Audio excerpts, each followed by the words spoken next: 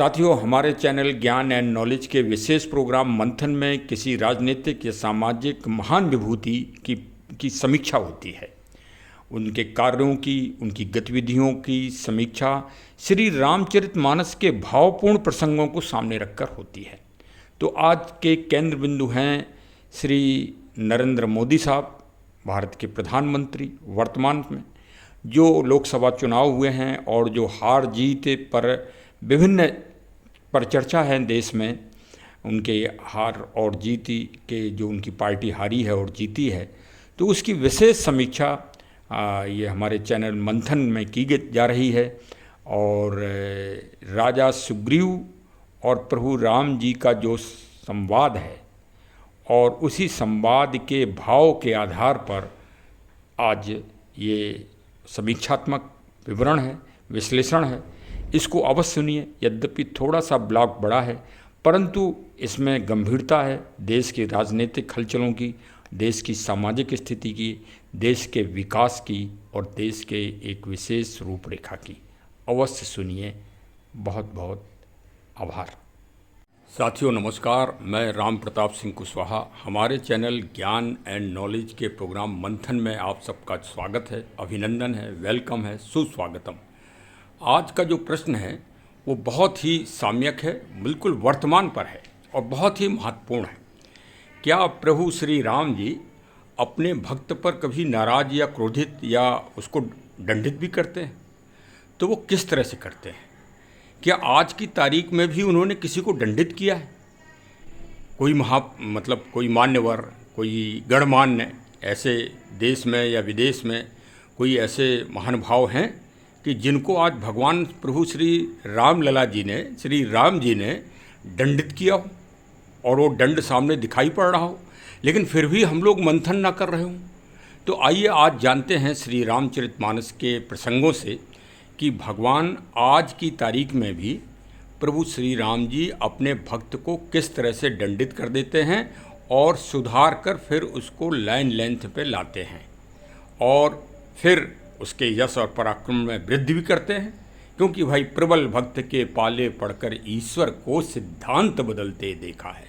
फिर से एक बार सुन लीजिए इस बात को, क्योंकि ये इस ब्लॉग की बहुत ही महत्वपूर्ण ये प्रसंग संबोधन होगा। प्रबल भक्त के पाले पढ़कर ईश्वर को सिद्धांत बदलते देखा है। ईश्वर भी अपना सिद्धांत बदल देते हैं। गीता भी इस बात को कहती है कि हे मनुष्य, आप कर्म करो, हम उस कर्म की परिणति और उसकी सफलता के लिए अपनी देवी शक्तियों को भेजेंगे आपकी मदद के लिए, बशर्ते आपका जो पथ हो, जो यात्रा हो, जो रास्ता हो, जो आपने लक्ष्य चुना हो, वो मानवतामयी, लोकहितमयी, कल्याणमयी, जन कल्याणमयी और परोपकारतापूर्ण हो, तब हम मदद करेंगे। हाँ, तो आइए इसी आज विहंगम प्रसंग को सुनते हैं।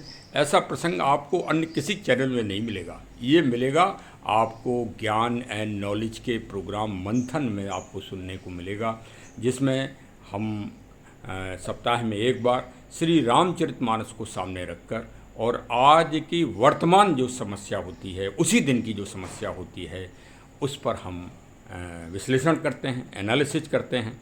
और क्योंकि वो इसलिए ये बात समझ में आई क्योंकि रामचरितमानस 13 मई को दुनिया के सबसे बड़े संस्था संयुक्त राष्ट्र संघ की जो यूनेस्को जो संस्कृति कल्चरल प्रोग्राम देखती है, उन्होंने माना है कि श्री रामचरितमानस ऐसा कांड है तुलसीदास जी के द्वारा लिखित हुआ जो दुनिया को मार्ग दिखा सकता है और दुनिया में ये मानवता, परोपकारता और लोकहित से संबंधित ये शास्त्र है। और आपको मालूम ही होगा कि भारत के 3 शास्त्र पहली बार उस श्रृंखला में रजिस्टर्ड हुए हैं दुनिया में, श्री रामचरितमानस, पंचतंत्र और सहृदय लोकान। तो भाई इसके लिए जो भी सरकार है तत्कालीन, उसको जो उत्तरदायी लोग हैं उनको बधाई। और चलिए आज जो है, आज विहंगम आप वो सुनिए और जो आज के विषय होंगे वो माननीय प्रधानमंत्री श्री नरेंद्र दामोदर दास मोदी होंगे। कल उन्होंने शाम को सायकाल 7 बजे शपथ ग्रहण अपने सारे मंत्रियों के साथ राजभवन में कर लिया है और वास्तव में एक उन्होंने दुनिया में रिकॉर्ड स्थापित कर दिया है भारत में कि वो तीसरी बार लगातार हैट्रिक बनाते हुए भारत के प्रधानमंत्री बने। और पूरी दुनिया उनका दो धड़ों में बटा हुआ था। एक तो उनके पक्ष में लोग थे और एक उनके विपक्ष में थे। विपक्षी लोग भी बड़े सक्रिय थे और इसमें इन ओवरऑल पूरा विश्व के जो राजनीतिक लोग हैं वो दखलंदाजी दे रहे थे, कुछ सकारात्मक रूप से, कुछ नकारात्मक रूप से, कुछ उनका हित करना चाहते थे, कुछ उनका अहित करना चाहते थे। वास्तव में अगर आज आप टीआरपी की दृष्टि से देखें या जो हैशटैग जो नया चीज़ आया है इंटरनेट गूगल में हैशटैग, उसके आधार पर देखें तो मोदी जी आज दुनिया के सर्वोपरि नंबर 1 व्यक्ति होंगे जिनका हैशटैग आज सबसे ज़्यादा रन कर रहा होगा। तो बहुत ही महत्वपूर्ण विषय है, हम उनकी समीक्षा करेंगे और ये हमारे लिए आसान काम नहीं होगा, एक बहुत ही चुनौती भरा काम होगा। बहुत ही आज जिसका रैंक पूरी दुनिया में नंबर 1 हो, ऐसा महान व्यक्तित्व का व्यक्ति, और उसकी मैं समीक्षा करूं और वो भी श्री रामचरितमानस की दृष्टि से। तो भाई कहीं अगर मुझसे कोई त्रुटि हो गई हो तो मैं सबसे हाथ जोड़ के माफ़ी मांगता हूं, लेकिन करूंगा तो, क्योंकि ये हमारा चैनल करता ही है, एक सप्ताह में एक महापुरुष की जीवनी का विश्लेषण करता है। तो आज जीवनी का विश्लेषण तो नहीं होगा, वो फिर कभी होगा। आज तो इसी बात पे होगा कि वो तीसरी बार कैसे भारत के प्रधान पद पर पहुँचे और प्रधानमंत्री जी बने। आप कहोगे कि वो तो 2014 में बन गए थे, 2019 में बन गए थे, 2024 में ऐसी क्या उनकी विशेष गुणवत्ता है जिसका आप बखान करने जा रहे हो। हाँ, तो इसको जब पहले आप इसको समझ लेंगे तभी आप हमारे प्रसंग को बहुत गंभीरता से और बहुत अच्छी तरह से समझ पाएंगे।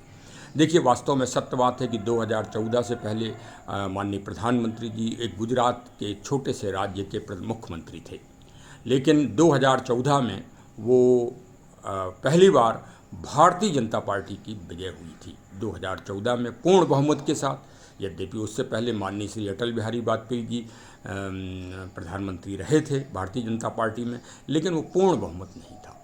हाँ, पूर्ण बहुमत की सरकार 2014 में भारतीय जनता पार्टी की इस देश में बनी थी। तो 2014 में कौन जीता था? भारतीय जनता पार्टी। इस बात को समझ लीजिएगा आप, तो तब फिर विश्लेषण सुनने में आपको आनंद आएगा। और 2019 में कौन जीता? 2019 में जीते श्री नरेंद्र मोदी जी।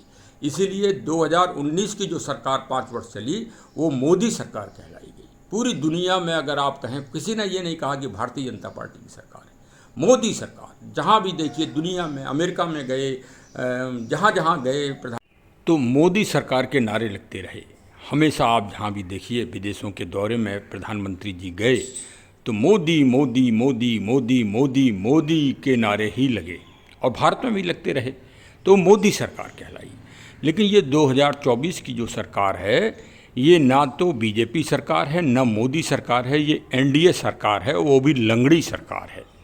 क्योंकि पूर्ण बहुमत मिलना है 272 सीटों पर, वो तो प्राप्त हुआ नहीं, 240 ही प्राप्त हुए। तो बकाया तो भाई सामूहिक दल के रूप में, एनडीए के रूप में ये सरकार बन रही है।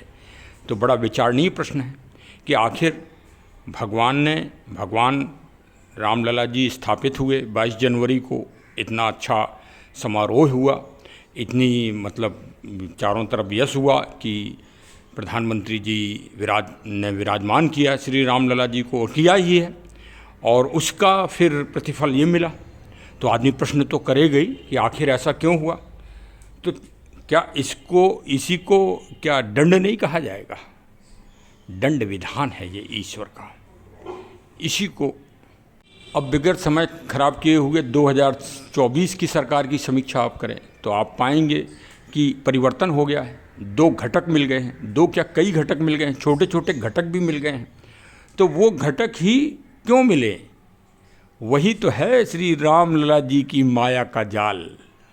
उसी का तो संदेश है कि विपक्ष तो पूरा इस बात का आरोप लगाते ही लगाता था कि प्रधानमंत्री जी अहंकारी हैं और तानाशाह की तरफ बढ़ रहे हैं।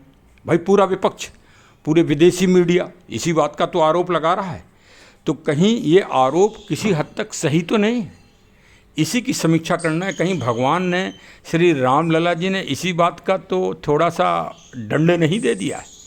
बस यही समीक्षा का बिंदु है, इसी को गंभीरता से समझिए तो आपको स्पष्ट हो जाएगा। ये बात सत्य है कि 22 जनवरी 2024 स्वर्णिम दिवस है, जिस दिन भगवान श्री राम लला जी अयोध्या श्री राम जन्मभूमि, राम जन्म स्थली में विराजमान हुए और बहुत हर्षोल्लास के साथ समारोह भी संपन्न हुआ, जैसे होना ही चाहिए था, दिव्यता के साथ, अलौकिकता के साथ, और सभी ने सराहना भी की।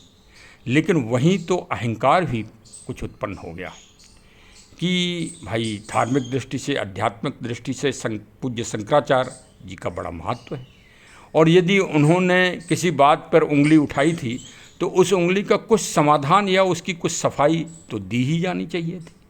कोई प्रतिनिधि गया होता श्री शंकराचार्य जी के पास, सरकार का या राम जन्मभूमि जो वो है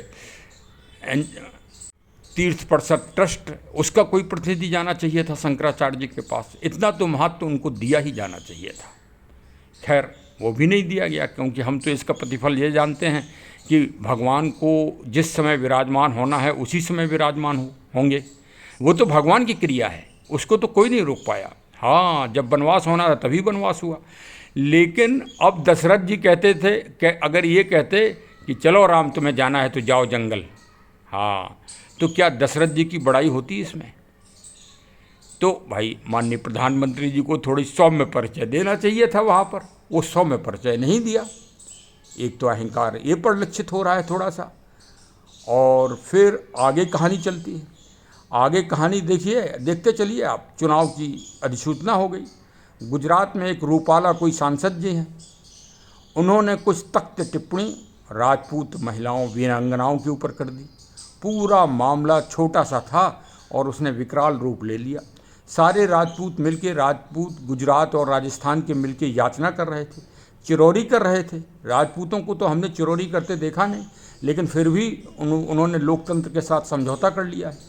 वो याचना कर रहे थे, उनके प्रतिनिधि पूरे देश में घूम रहे थे कि साहब कुछ नहीं, रूपाला को टिकट न दिया जाए वहाँ से। एक नहीं सुनी गई। तो क्या ये अहंकार नहीं है? क्या ये थोड़ी सी निरंकुशता नहीं? और ना ही कोई सफाई दी गई माननीय प्रधानमंत्री जी के द्वारा।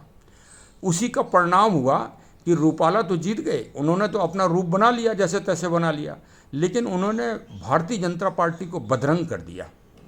बदरंग जैसे कहा जाए कि 240 में रुक गए। जो बहुमत से दूर हैं वो सिर्फ राजपूत आक्रोश है। एक आक्रोश और है कि राम जन्मभूमि के पास जो 250 गांव हैं, जो 400 साल से संघर्ष करते रहे, उनको यथावत सम्मान नहीं दिया गया। हाँ, ये भी एक कड़ी उसी से जुड़ी हुई है। तो अब जब कड़ियों की बात चल रही तो एक तीसरी कड़ी और जोड़ देते हैं जो बहुत ही महत्वपूर्ण है और जो सीधे ईश्वर तत्व से जोड़ती है। भाई राजपूतों के आराध्य अगर कोई हैं तो रामलला जी हैं शुरू से, और उन्हीं को राम जन्मभूमि तीर्थ ट्रस्ट में उनको भागीदार नहीं बनाया गया, उनका एक भी सदस्य नहीं। तो क्या पूरे ब्रह्मांड में या पूरे, भाई क्षत्रिय तो विदेशों में भी बहुत अच्छी स्थिति में हैं और वो धर्म से ओतप्रोत हैं, तो क्या कोई क्षत्रिय नहीं मिला ऐसा योग्य कि जो ट्रस्ट में रखा जाए? मतलब राम जी के वंश को ही आपने किनारे कर दिया। देखते चलिए आप। और उनकी सीटें घटा दी पूरे भारत में देखा जाए, और विशेषकर उत्तर प्रदेश में तो बिल्कुल ही घटा दी। वो तो जो 3-4 आपने दी हैं, वो तो जब चौथा चरण शुरू हुआ तब दी, तो तब आपके परिणाम की स्थिति भी बदल गई। पहला, दूसरा, तीसरा परिणाम तो आपका मतलब जो पायदान था, पेज था जो, वो पूरा का पूरा गायब है, जिसमें राजस्थान चला गया, हरियाणा चला गया और उत्तर प्रदेश का पश्चिमी भाग चला गया और गुजरात भी चला गया। तो भाई ये तो सामने दिख रहा है। अच्छा, अब ये तो हो गई वो, तो फिर इस अहंकार और निरंकुशता को भगवान रोकते कैसे हैं अपने भक्तों को? अब प्रश्न ये है जो सबसे बड़ी बात, जो चर्चा का विषय है। अब इसके लिए भाई श्री रामचरितमानस को खोलना पड़ेगा, क्योंकि हम तो भाई दे नहीं सकते मतलब माननीय प्रधानमंत्री जी को कोई सलाह, हम इतने योग्य नहीं हैं, लेकिन श्री रामचरितमानस से बढ़कर वो भी नहीं है।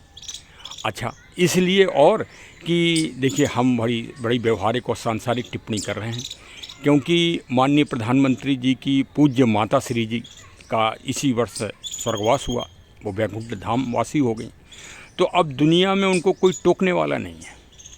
अब उनको अगर कोई टोक सकता है तो कोई शास्त्र वाली बात ही टोक सकती है। देखिए, कोई ग्रंथ वाली बात ही टोक सकती है। देखिए, ये हम उन्हीं के ऊपर नहीं कह रहे हैं, ये प्रत्येक व्यक्ति पर एप्लीकेबल है, प्रत्येक व्यक्ति पर। भाई, जब तक माता पिता हैं इस दुनिया में तब तक तो उनको ही टोकने का अधिकार है। माता पिता और गुरु, यही 3 व्यक्ति टोक सकते हैं आपको, इसके अलावा कोई नहीं रोक सकता। पत्नी की आप सुनते नहीं, आप अहंकारी पुरुष हो। बच्चों की आप सुनते नहीं, आप अहंकारी हो।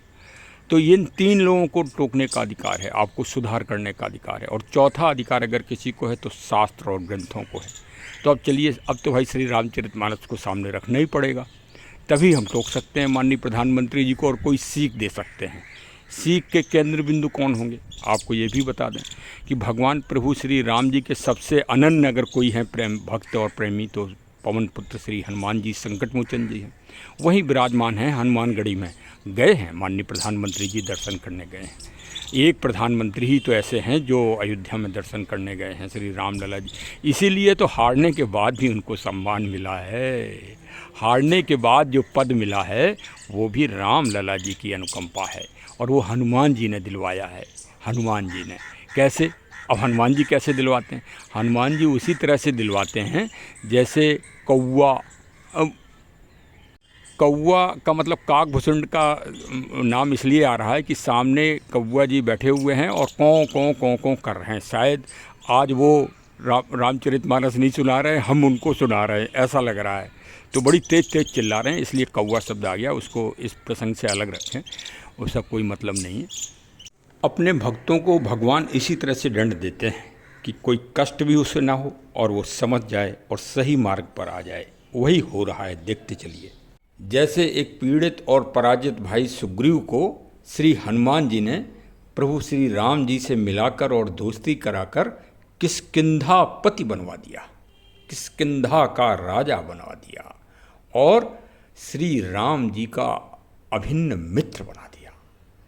तो ये है, देखिए, लाइजनिंग। और सुग्रीव जी से वचन हरवा दिया कि माता सीता जी का पता लगाने के लिए वो अपनी पूरी राज्य की सेना भगवान जी के सहयोग में लगा देंगे। भगवान जी से पहले सुग्रीव ने अनुरोध किया कि आप हमारे राजमहल में चलिए, लेकिन प्रभु अपने पिता के वचनों को निभाते हुए वहीं पर्णकुटी बनाकर रहे जंगल में ही। और बारिश का सीजन जब समाप्त हो गया, देखिए प्रभु अगर श्री राम जी ने अपनी शक्ति और भगवान का स्वरूप दिखाया होता तो क्या बारिश क्या सर्दी, लेकिन वो तो मानवीय लीला कर रहे थे। जिस तरह से एक मानव परेशान होता है, विपत्तियों का सामना करता है, उसी तरह श्री राम जी कर रहे थे। तो 4 महीने जंगल में पर्णकुटी के बना के रहे। जरा मान्यवर कोई भी गणमान्य जो हमारे आजकल नेता हैं, भाई नेता ही राजा हैं, नेता ही तो राजा हैं, उनसे कह दो कि जरा 10 घंटे किसी जंगल में जाके और पर्णकुटी बना के और रह लें। तो भगवान जी वहाँ रहे और सुग्रीव पहुँच गए अपने राज सत्ता, किष्किंधा पति बन गए। तो भूल गए कि हम भगवान को वचन भी दे आए थे। श्री हनुमान जी तो उनके मंत्री थे, रोज़ याद दिलाएं सुग्रीव को कि भाई आपको काम दिया था, राम जी का काम, भाई चलो मदद करने के लिए सेना बुलाओ। वो रोज़ जो है नई नई विलासिताएं ढूंढते सुग्रीव जी। हाँ, नई नई लग्जरी लाइफ। राजा लोग तो भाई, मंत्री लोग उसी लग्जरी लाइफ में ही रहते हैं। देखिए, अहंकार समय समय पर बदलता रहता है। अहंकार जो होता है, अहंकार में ये भी आता है कि हम ये भी प्राप्त कर लें, हमारी चारों तरफ बड़ाई हो, हमारी जय जयकार हो। जैसे मोदी मोदी मोदी मोदी मोदी मोदी मोदी मोदी, ये क्या है? ये सुनना एक अहंकार है। हम नहीं कहते, हम कौन कहने वाले हैं, ये शास्त्र कहते हैं कि अपनी प्रशंसा जो व्यक्ति सुनने लगता है उसको अहंकार और जड़ता व्याप्त हो जाती है। ये पहुंचा दीजिए बिल्कुल माननीय प्रधानमंत्री जी के पास, कोई भी उनके शुभचिंतक हों तो हमारा ये ब्लॉग पहुंचा दें और सुन लें वो। हम एक तरह से उनकी मात्र शक्ति के रूप में बोल रहे हैं, क्योंकि माता और शास्त्र को ही टोकने का अधिकार है। हम तो शास्त्र सामने रखे हैं, तभी हम बोलने की हिम्मत कर रहे हैं। नहीं तो हमारी बोलने की हिम्मत क्या कि प्रधानमंत्री के खिलाफ हम बोल के फिर सुरक्षित रह पाएंगे क्या? हाँ, लेकिन शास्त्र अगर हम सामने रखे हैं तो हम सबसे ज़बरदस्त हैं, सबसे मजबूत हैं हम। तो जब मंत्री जी की सुग्रीव जी ने नहीं मानी तो फिर भगवान जी को एक दिन भाई इंतज़ार करते करते फिर क्रोध आ गया। ये तो राम जी के बारे में मालूम ही है, फिर तो चाहे उनका मित्र हो कोई, चाहे भक्त हो, अगर क्रोध आ गया तो वो दंड देते ही देते हैं। हाँ, दंड दिए बगैर तो नहीं माने वो। दंड तो उन्होंने समुद्र तक को देना चालू कर दिया था। हाँ, रावण को दंड ही दिया है। रावण का वध नहीं किया, धोखे में हो आप लोग कि रावण वध किया, नहीं नहीं, दंड दिया है उसकी गलती के, उसका अपराध का। ऐसी तरह से दंड देते हैं। हाँ, तो अब देखिए माननीय प्रधानमंत्री मोदी जी को कैसे दंड मिल रहा है, ये भी तो देखिए कि पहले एकदम 2014 में बहुमत हुआ, 2019 में बहुमत हुआ, अब की बार उनको लंगड़ा कर दिया और 2 चौकीदार लगा दिए उनके पीछे। कौन कौन? एक तो माननीय नीतीश कुमार साहब और एक चंद्रबाबू नायडू साहब, और भी छोटे छोटे लगे हैं, चिराग पासवान वगैरह भी लगे हैं। अब मतलब माननीय लोग अंगद की तरह, कोई जामवंत जी की तरह, अब उनको चारों तरफ से घेर लिया। लेकिन आप धोखे मत रहिए, विपक्ष सोचें कि हम ताली बजाएं। ना ना ना ना, ताली मत बजाओ। राम जी यहीं से मजबूत हुए क्योंकि अब मोदी जी का संगठन बढ़ गया है, लेकिन उनका अहंकार तोड़ने के लिए सुग्रीव के ऊपर किसको लगाया? भगवान जी ने लक्ष्मण जी को कहा, लक्ष्मण जी जाओ तो जरा, जिस बाण से हमने बाली का वध किया है उसी बाण से मैं सुग्रीव को अभी वध कर दूंगा। और ये लक्ष्मण जी फनफना के चल दिए।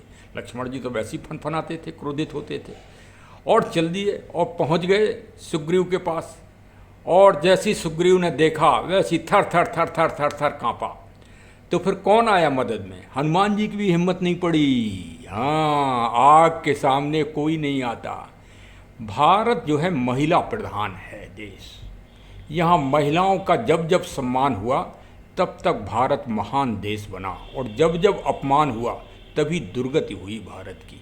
हाँ, तो जब सुग्रीव और सब बानर भाग खड़े हुए लक्ष्मण जी का क्रोध देख के, तो हनुमान जी को एक उपाय सूझा, और हनुमान जी ने उनकी पत्नी तारा जी को आगे कर दिया कि भैया तुम ही जाओ, तुम ही माफ़ी मांगो, लक्ष्मण जी को शांत करो, इनकी गुस्सा को। और खुद गए साथ में और किसी तरह से उनके क्रोध को शांत किया। भगवान जी ने तो सिर्फ यही कहा था कि बस इतना ही दंड देना कि उसको याद आ जाए। हाँ, बस ज़्यादा दंड देने की ज़रूरत नहीं है। तो देखिए हार भी गए प्रधानमंत्री जी। अरे 1 लाख वोट से प्रधानमंत्री का जीतना कोई जीतना है? अरे वो तो हार ही समान है। सत्य तो कोई बोलेगा नहीं, लेकिन हम तो सत्य ही बोलेंगे भाई। हाँ, तो फिर क्या हुआ कि लक्ष्मण जी को उनके उसमें लगा दिया गया। जैसे अब चंद्रबाबू नायडू और नीतीश कुमार साहब जब भी कोई गलती करेंगे या कोई अहंकारपन करेंगे, तब जो है तुरंत अंकुश लग जाएगा। अब अहंकार कैसे? 2014 में जब माननीय प्रधानमंत्री जी जीते तो उन्होंने प्रधानों का सम्मेलन कराया था पूरे देशों का, और हर प्रधान से मिले थे, मतलब प्रजातंत्र की छोटी इकाई से। और इस बार तो सुनने को ये मिला कि वो अपने मंत्रियों और विधायकों से ही नहीं मिलते थे, और बड़े बड़े डेलीगेट से भी नहीं मिलते थे।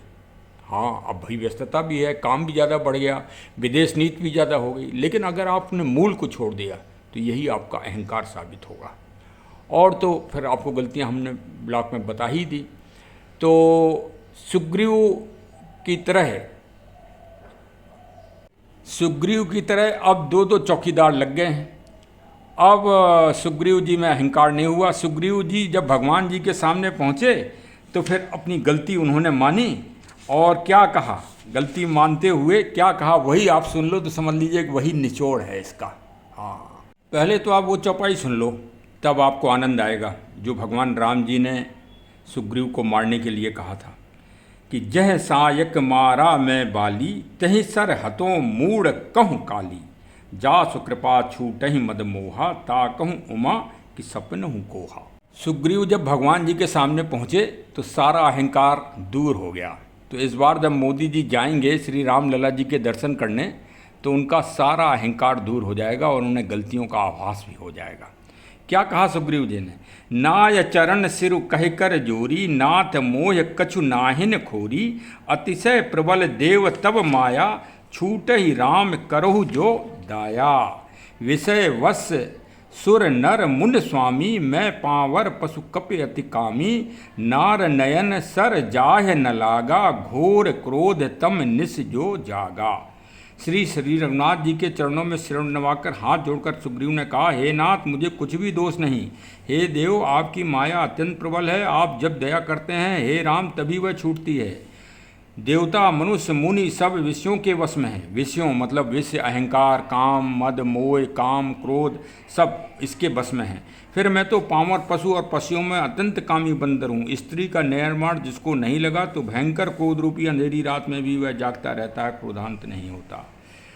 तो इस तरह से सुग्रीव जी ने अपनी गलती मान ली और गलती का परिणाम भी सुग्रीव जी को फिर मिला। तो अब माननीय प्रधानमंत्री जी को अहंकार का फल मिल गया है। 50 सीटें उनकी कम हुई हैं राजपूतों के विद्रोह के कारण। ये भी समीक्षा आप सुन लीजिए। और थोड़ा सा जो इधर उधर अहंकार, मतलब सही कैंडिडेट को टिकट नहीं दिया गया और जनता की बात ठीक से नहीं सुनी गई, एक पक्षी बात सुनी गई। किसानों का आंदोलन को भी ठीक से डील नहीं किया गया, उनको संतुष्ट नहीं किया गया। इसी तरह के अन्य जो देश में आंदोलन चले उनमें भी थोड़ी सी तत्परता और नम्रता और प्रत्युत्पन्नमति का काम नहीं हुआ। तो अब यद्यपि देखिए दंड तो मिला कि 240 पे ही भारतीय जनता पार्टी पहुंच पाई और भारतीय जनता पार्टी की पराजय है देखा जाए तो। अब उनके अध्यक्ष ने बताइए कह दिया कि आरएसएस से कोई हमारा मतलब ही नहीं है, और इनने कह दिया कि हमारा राजपूतों से कोई मतलब नहीं है। फिर भारत में राजनीति कहाँ रह गई? राजनीति तो राजनीति की तरह होगी। हाँ भाई, राजनीति में ये थोड़ी है कि हिंदू मुस्लिम सिख ईसाई में थोड़ी बांटा जा सकता है राजनीति को। राजनीति तो बहुत बृहद विषय है। हाँ, यहाँ सबको, सबका विश्वास, सबका प्रयास तो अच्छी बात है, लेकिन फिर भी कहीं ना कहीं अपना भी पहचानना पड़ेगा आपको। अपने को अगर आप नहीं पहचानोगे तो आपके पीछे कौन चलेगा? अब आप तो देख लो ना, 38% और 39% ही तो वोट मिला। आप अपना वोट बैंक बढ़ा नहीं पा रहे हो क्योंकि आप अपने को लेकर नहीं चल रहे हो किसी को। जब आपको जो है सत्ता मिलती है तो आप सबको बांटने लगते हो, तो फिर आपके जो आदमी हैं उनका क्या मूल्य रह गया? जो आपके लिए जय जयकार बोलते हैं, खड़े होते हैं, माला लाते हैं, अपने पैसे से माला लाते हैं, अपने पैसे से टेंट लगवाते हैं, समय देते हैं। सबसे बड़ी चीज़ कि वो आपको समय देते हैं। उस समय के बदले में आप उनको क्या दे रहे हो? ज़रा इस पर मंथन करो ना आप। अगर जैसे हम आपके विरोधी हैं, हमको भी 6,000 रुपये मिल रहे हैं किसान जी के, और आपका जो रात दिन समर्थक है जो आपके लिए समय बर्बाद कर रहा है उसको भी 6,000 रुपये मिल रहे हैं, तो हम फिर कल के दिन कहेंगे नहीं कि हम वोट डालने क्यों जाएं? जो हम आपके पक्ष में वोट डालने क्यों जाएं भाई? छोटी सी राजनीति है ना, इसे चाहे कूटनीति समझ लो। तो भाई ये तो करना पड़ेगा, ये तो कुछ ना कुछ राजनीति की तरह ही होगी माननीय प्रधानमंत्री जी। नहीं तो फिर बेकार चुनाव कराते हैं आप तो फिर। हाँ, चुनाव ही ख़त्म करा दो फिर आपका कौन है भाई आज की तारीख में? हैं? सर्वहारा है तो सर्वहारा से टिकट आपको वोट नहीं मिलता, न मिलेगा अगली बार से, आप नोट कर लो। आपको गीता कहती है कि आपको निर्णय लेना ही पड़ेगा, युद्ध करना ही पड़ेगा। तो क्यों किया पांडवों और कौरवों ने युद्ध? अर्जुन ने तो कह ही दिया था कि वो तो हमारे मामा हैं, नाती हैं, चाचा हैं, भैया हैं, भौजाई हैं, भाभी हैं, हम उनसे कैसे लड़ें? तो आप तो गीता ही का सारे सिद्धांत समाप्त करे दे रहे हो। आप तो राजनीति समाप्त किए दे रहे हो देश में। अरे राजनीति को राजनीति की तरह जिंदा रहने दीजिए, फिर तो गीता को रख दीजिए अलमारी में बंद करके। क्यों पढ़ते हो आप गीता? क्यों आप देते हो राष्ट्राध्यक्षों को गीता? आप भाई जब गीता का अर्थ ही आप नहीं समझ पा रहे हो, माननीय प्रधानमंत्री जी बताइए ना साहब। भाई देखिए रामचरितमानस रखी है मेरे पास, इसलिए मैं कड़क बोल रहा हूँ। अभी कहिए फिर आपको एक उदाहरण दे दूँ, तब आप फिर चुप हो जाएंगे बिल्कुल। राम रावण का युद्ध हुआ, राम जी की भी सेना मारी गई, और क्या बारिश की गई अमृत की। तो राम जी की जो सेना के लोग थे जो घायल थे और जिनका प्रारब्ध हो गया था, वो भी उठ खड़े हुए।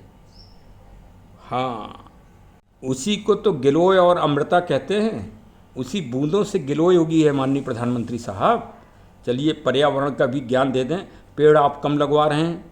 हाँ, जंगल यदि भी आपने कुछ बढ़वा दिया है, लेकिन कटान बहुत हो रहा है पेड़ों का आपके राज्य में, बहुत।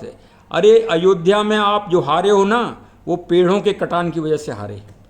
कभी जाइए क्षीरेश्वर महादेव बाबा जी के मंदिर के सामने पीपल का बहुत बड़ा वृक्ष था, वो काटा गया, जिसमें कम से कम 1000 आदमी खड़े होकर छाया में बैठते थे।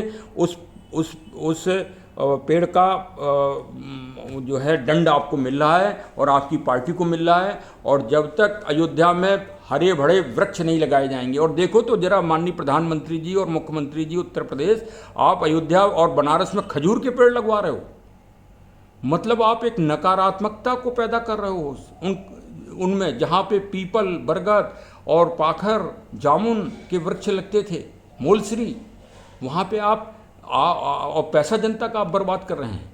कभी आपने देखा है कि खजूर का पेड़ गांव के अंदर, किसी के गांव के अंदर लगा हो, किसी भी गांव में, किसी भी घर के सामने लगा हो? आप अयोध्या वासियों को ये दे रहे हो, आप बताइए, राम जी को हैं, और आप अपनी गलती नहीं मान रहे हो। मैंने कई वीडियो इस संबंध में बनाए हैं कि अयोध्या में जो है खजूर लगाए जा रहे हैं, खजूर लगाए जा रहे हैं। मत करो, भगवान आपको दंड देगा, बिल्कुल दंड देगा। राम लला जी उसी तरह से हैं, बिल्कुल साक्षात जैसे राजा बैठता है। अरे इंग्लैंड में राजा ही चलाता है शासन, तो क्या किसी में दखलंदाजी करता है? दखलंदाजी नहीं करता। जो पार्टी जीत जाती है, जो प्रधानमंत्री बनता है, उसी की हम यहाँ करता है।